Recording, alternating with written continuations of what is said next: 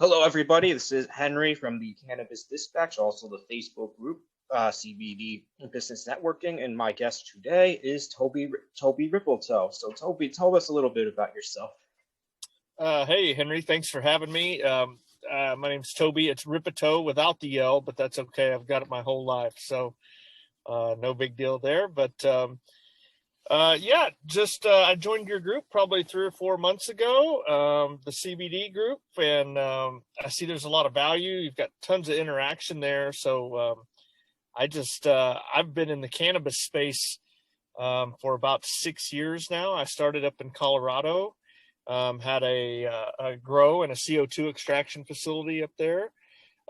Recently, within the last couple of years, I relocated to Oklahoma once they became medical here, which is originally where I'm from. Brought my family down here, kind of closer to mom and dad, and now we're part of a vertically integrated extraction facility here, kind of better known as Slow Burn.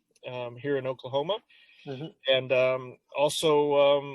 I've written tons of business plans, been an entrepreneur my entire life, whether it be real estate, finance, just cannabis is the most recent one. But right now I'm also I've started a hemp and CBD cannabis finance company because, as you know, I'm sure, and many others, that the feds don't really like us getting loans from the banks so much anymore. So we're left to so many times take on new partners, trying to raise capital for expansion, working capital, equipment, whatever. So by just naturally being in the industry, I found some good program through a company called the Small Business Heroes. Mm-hmm. And we now have a cannabis, hemp, and CBD financing department that's awesome to hear. So that's a big pain point in the industry too. Like one thing that's been like on my mind too is like, oh, they're gonna be cannabis friendly banks where they can hold their money too. But like that's awesome. You'll be the vehicle for them to finance any projects. And what was it that got you involved in the cannabis business to begin with? Just recreational user pretty much since, the early days of college. And then just, like I said, just kind of the newism of it, the pioneer. I mean, it feels like it's the new wild, wild west, and also just to kind of take it from a kind of a tarnished reputation in, especially like parts here, like in the Bible Belt, to try to bring it to the forefront of just the common, person that might be out there that was against it or not an advocate of it or thought it was, the devil's drug or whatever, you know what I mean? Really try to be an educator on that process, part of it too, to kind of to let people know that, look, this is truly can be medicinal. Sure, it can be fun too, but it has a lot of healing properties, and I honestly believe it might be the way to cure cancer. I believe further down the line that it wouldn't surprise me if that's preventative cure, you call it, but I think there's some antibodies in there that are going to serve us well, down the line. Oh, definitely. They haven't even discovered all the cannabinoids within the plant too, which is unbelievable to think about. And I think if anybody had any time to spend in Israel, suppose that they're 10, 20 years ahead of us in cannabinoidal research over there. I don't speak the language, never been there, but I've come across some really intelligent people that are basically in that part of the world that seem to be light years ahead of what most of us seem to think we know here in the States even, No, it's real. It's a hub for innovation too. Companies like Waze, SodaStream, I think Fiverr actually came from there too. So yeah. And they have the military technology too. That's right. So yeah, it's like they're definitely ahead of the curve on a lot of things too. And going back to the business, like if you had to start over from day one, what would you do differently? Wow. So I wouldn't have ran so fast chasing capital. I brought on partners. I've got your perfect write a book type story, build it up, go great, and then lose it all to partners, right? So I can speak from experience. That's kind of why I got into the financing space, because I was chasing capital when I started it. And when people would throw capital at you, you thought, oh, giving up a little equity. And then what you realize is by the end, you've given up so much that you've given up control of your own brainchild, right? Your own sweat and tears, and they can leverage your own company against you. They've got deeper pockets, tend to. So I would have secured financing in a different manner instead of giving up equity, starting out companies, and that's the best advice I could give you. Try to grow small, keep it all, but leverage your company when you are profitable, when you do show revenue, leverage that for good debt to grow versus giving up equity. No, that's great advice there for anybody listening in as well too. So like even starting a business too, you really don't need much too. I think that's another misconception that that individuals have. Like you can only just need a few thousand to start and build it up. They think, oh, it's like you got to get 50K or more, but no, it's not always the case. Yeah, walk before you crawl. I mean, it depends on what level or what type of business you're getting into, but there are so many options, but a good credit score goes a long ways with securing a term loan, a personal loan, things like that you could use to leverage a startup business, things like that. Startup money can be expensive and hard to obtain. Hence people reach out to family and friends. Just be careful what you give up in the beginning, for that money. Oh, I got you. What would you say is the toughest part about running this type of business in 2021? Gotta be changes in regulatory compliance, even governing bodies, as far as state organizations, intertransportation, CBD, cannabis, similar industries, but really there's a vast difference in the two still. And neither one of them, there's no real good structure as far as consistency in legislation. So tracking, compliance, testing, I'm going to rephrase that. Testing is the hardest. Consistency in testing of products, that's the number one thing that I would love to see get solved, or more development in at a faster rate, right? Gotcha. That would probably be my answer on that one. Okay. Gotcha. And let's give another hypothetical too. If there were like 3 other companies similar to yours for going against you, and you had to sell somebody on why they should choose you, what would you say differentiates you from everyone else? Vertically, we are truly, we're small organization as far as infrastructure in ownership. Therefore, we're very hands-on. Our product is truly from seed to finished product, seed to sale. So we're not outsourcing, anything, any flower or trim, or we truly offer a full line and a full spectrum of product. And as far as our cannabis company here in Oklahoma, and then as far as, my financing company, I don't know that there's many people that can offer what we offer to individuals in the CBD, hemp, and cannabis space. So many people just are like, I can't touch it, where we have an appetite for that in this industry. Oh, of course. What role has the internet played in growing your businesses as well? It's the majority of my leads for financing tend to strictly come from some sort of social media platform, majority Facebook, through a lot of it's through groups, when you'll see people just post questions about merchant processing, right, in the cannabis and CBD, well, not the cannabis, but the CBD space. Merchant processing, there's a lot of questions on that, and so we can deliver some sort of merchant processing for some CBD companies, and but social media, Facebook groups like yours, Great platform. I mean, I'd say it's 95% of my business is Facebook, and the other 5% are phone calls. Oh, I got you.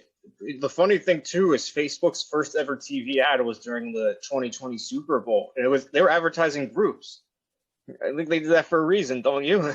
Yeah, yeah. Well, you see the amount of groups that have expanded now, and all the gurus are out there like trying to say, "Hey, let me show you how to grow your group." I mean, I get those in my feed constantly. Now I've got a group out there that's called Cannabis Talk for Cannabis Pros, and that I just started a couple months ago or so. But yeah, the groups are powerful, and I always encourage people, get involved, be engaging, offer content, right? If help people solve problems, it'll come. Whether you think you don't expect to get paid for it, give them knowledge, and they will come back to you when they need something else. Yeah. That's what I like to do. Is if I can answer questions, for people, solve problems, I love to be that guy. It's like the giver's gain. The more you give, the more you receive. Absolutely. And Facebook, the groups are great for that. There's a lot of people that start out, and you see a lot of the same questions over and over, but hey, it's a common reoccurring issue for, companies that they face. So it's good. I like seeing the engagement in all the groups, Yeah, I think it's a good way to learn more about an industry as well too. If somebody's thinking about exploring different industries to know how to break in, they can reach out to people in there, ask them questions, and even find stats as well. Yeah. You get a real good feel real quick. Take an hour and spin through a group that's specific to your niche, and you can basically guarantee your identifiers right there of what you're going to be dealing with on a daily basis. Yeah, and curious too, like 6 months to a year, like from now, where do you want to be with your businesses? Well, we just, as far as the financing side, I want to help some people that have a business right now and help them scale from 6 figures a month to 7 figures a month. Those are the type of companies that when they need to leverage their revenue and their earnings versus pulling out their capital and reinvesting it in the company, let's leverage that revenue and help them really blow that up. I'd like to help, at least 6 companies, get into the couple $1 million in revenue and some financing for them to really help them, whether that go into another country or expand just their current operations, working capital, equipment financing, whatever. But I'd like to see that happen. And then, as far as our slow burn here in the state of Oklahoma, I'd like to see us, there's about 1,800 stores, retail stores, dispensaries in the state of Oklahoma alone. I believe that's the most per capita in the United States. Don't quote me on it, but it's probably top 2 or 3 for sure. But I believe it is number 1. But I'd like to see us churning out, 400 or 500K in revenue a month. We just launched a few more product lines. I'd like to see our Nano Salve for pain relief. It's a topical by Mary Jane's that we produce here. I'd like to see that in the marketplace. 1,800 stores is a pretty tall number. We're probably in about 250 to 300 now. I'd love to crest that 500 range by then. Oh, 500. That's a good number. Yes, I think it would be. It'd be we'd have a good footprint within the state of Oklahoma. We're kind of geographically challenged here. We're in the far southwest corner of the state, so it never fails. A lot of our stores that love our product, and we love them back, of course, but they tend to be in the northeast side of the state. So we spend a lot of time road warrioring for our product here. But I'd like to just see us more spread out through the state and pick up another 200 stores or so. It's a tall order, but it's just the 9th day of the second quarter. So I think we can get there. Yeah, I got you too. I know, like, I think it was yesterday, Virginia just legalized recreation. So where do you think the next southern state to legalize will be? Oh, the next southern state? I honestly, I'm going to throw my hat in there as one of these guys, and I think Texas is going to be your big one. And I think they're hot and heavy. I think you'll see it this year. So, it's probably the 7th or 8th largest market in the world as far as capital, and so Texas is. They see what kind of revenue other states are generating, especially like just being the neighbor to the north, Oklahoma. Arkansas just went medical as well. I think Texas. I'm gonna say it's Texas. I think it could be a big surprise, but I think their legislation they're a little different in the way their state government is set up than Oklahoma down there, as far as Congress and Senate and everything like that. But I think they're moving in that direction, and I'd love to say that the 3rd, 4th quarter this year you see that on a ballot down there. No, hopefully sooner than later. I think like Texas and Florida, if one of those, whichever one legalizes first, is going to set off a chain reaction throughout the. I think Florida has made that move, right? I think they're medical or moving to medical. I think that, but Florida, I would think would be anyways. I look at it's crazy when you look at the map of the states that are legal, whether it be medical or recreational. We're halfway there right now. I mean, I literally think more on the lines too these days. Henry is like, when are we just going to go federally legal? That too. I think that's going to happen pretty soon as well too. But it's not just that, but like after they pass those laws, how long will it be until everything's intact, where everything can be like smooth running? So there's a lot of kinks to work out too. Wow. Yeah, you start talking about. I mean, you're talking forming other department regulators, right? You've got the Bureau of Firearms and Tobacco, ATF. I mean, they're going to have to. They can't just throw cannabis into some existing category. It's going to be big enough that it's going to need its own government regulating agency. So, yeah, you talk about work to be done. Yes, it's years of work, and there'll be a lot of trials and tribulations with it, but stay compliant and stay trendy, and just keep your nose down and keep working hard, right? And, and you'll get there, I think, as entrepreneurs. Yeah, there's going to be a rise in all these other different cannabis related businesses as well too. I think because like you got industrial hemp too, and then hemp for consumption, even like in terms of like construction, like hemp concrete. So like there'll probably be companies coming out saying, "Hey, we're specialized hemp concrete contractors." Yeah. Hemp. There's insulation.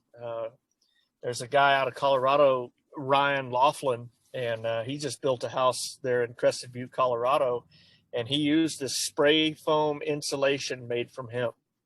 And he's kind of pretty famous guy. I mean, as far as the hemp space goes, Ryan Laughlin, but he was one of the first people ever to grow hemp legally in the state of Colorado, I believe.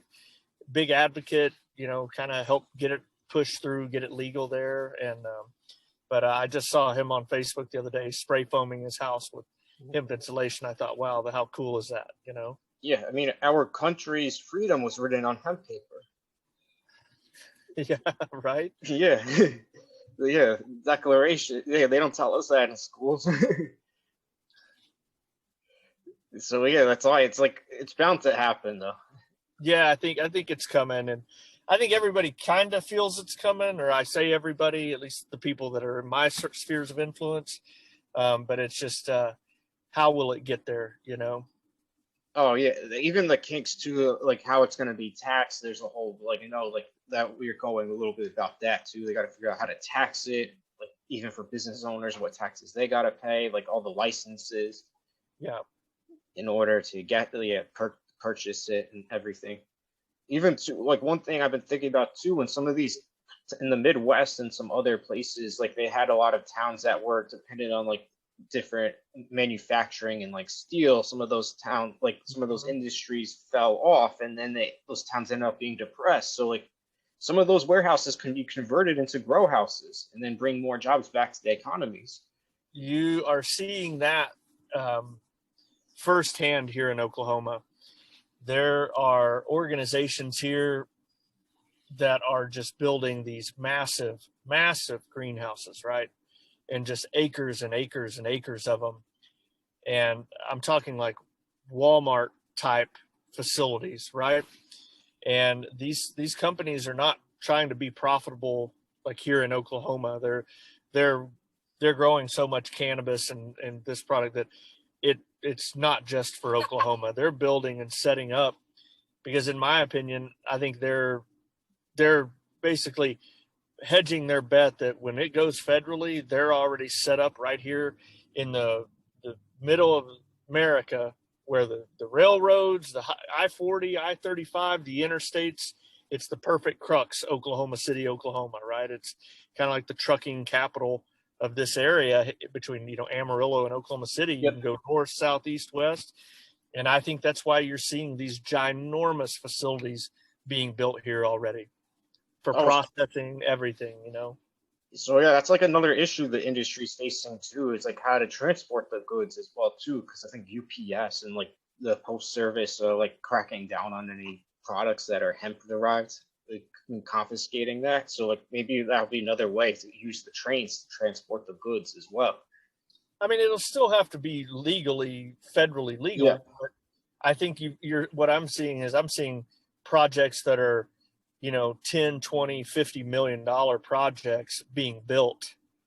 And those aren't for the state of Oklahoma. Those are companies that are, I think, putting themselves ready for when this goes big and it goes federally legal, that they're ahead of the curve, and it's boom, just flip the light switch, turn it on, and let's go, Yeah, that's like, yeah. So like, I think, we're definitely in that early adopter phase too. Like, I think anybody who's in it before it's federally legal is an early adopter. Right. Yeah, I would agree. Yeah, definitely. It just too, like, the one thing too is like once it becomes like federally legal, they're gonna, like, one concern that I'm having is also a lot of these people, could be a lot of people are gonna try to get in who don't know the industry that well and try to pose like they know it. Yeah, they'll, it's almost at this point you feel like people that are trying to get in now, it's like you're almost too late now. But you say that, it's not necessarily the case. If you're properly funded, you've got a good business sense and a business model, and you've got you can hire groups now. There's licensing agreements with more established companies that you could take part of. But for just being in it 5 years now, I feel like what I've learned in 5 years is I wouldn't want to have to try to enter a market today not knowing anything. Of course. I mean, that's because, man, the amount of heartache and just errors and mistakes and little things that you take for granted, thinking that it'd be like any other industry or niche that you're working in. But the cannabis and CBD space, it's unique. That's for sure. Oh yeah, so like this just came to mind too about how they're going to be there's going to be hemp plastic out there as well too, and it's biodegradable, so that could be better for the environment if that gets into the oceans instead of the regular plastic. Yeah. So yeah, is there anything else that you would like to cover? No, I mean, that was a great conversation. I really enjoyed it. So yeah, do it again. Oh, definitely. So like for some last words, like how, if somebody wants to contact you about financing, like how should they contact you? Facebook, your companies? Yeah, Facebook's great. Just Toby Rippetoe, right there on Facebook. You'll see this big ugly mug right there when you click it. I'm on Messenger consistently. I'm happy to answer any questions. whatever is kind of troubling you in the finance space, whether it be merchant processing or expansion, working capital, equipment financing, whatever that might be, it's probably worth a quick discussion, and I'm happy to help. Yep, awesome. Any other final words for anybody who's thinking about starting in the space? Have a good business plan. Have a good one, and don't hold it so close to your chest that you don't share it with people and ask opinions, because there's a lot of good people out there that would give you an honest opinion, that are already in the space, that wouldn't come and try to steal your idea. I see a lot of people like, oh, I can't talk about it because it's like, look, somebody's doing it already somewhere in this industry. So be properly capitalized and talk to people about your ideas before you go launch, $100,000 of your family's money into something or whatever your startup might be. Awesome. Yeah, it was great to have you today, and we look forward to having you on more interviews. Thank you again. Awesome. Well, thanks, Henry. I really appreciate it. No problem.